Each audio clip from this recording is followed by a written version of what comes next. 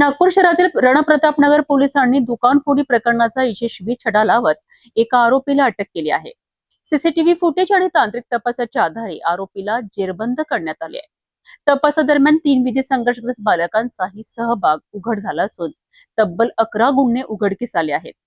नागपूर शहरातील रणप्रतापनगर पोलीस ठाणे हद्दीतील दुकानफोडीच्या गुन्ह्याचा पोलिसांनी यशस्वी छडा लावला आहे. फिर्यादीने दुकानाला कुलूप लावून घरी गेल्यानंतर अज्ञात चोरट्यांनी शटर उचकटवून दुकानात प्रवेश केला.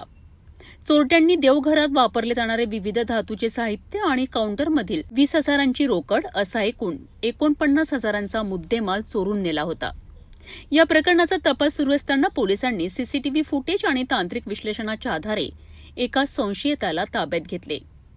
चौकशीत त्याच्याकडून चोरीतील मुद्देमाल जप्त करण्यात आला. तपास पुढे सुरू असताना या गुन्ह्यात 3 विधी संघर्षग्रस्त बालकांचा सहभाग समोर आला आहे.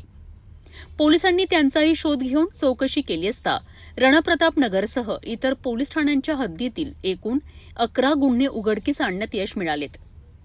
या कारवाईत पोलिसांनी 3,28,200 रुपयांचा मुद्देमाल जप्त केला असून पुढील तपास सुरू आहे.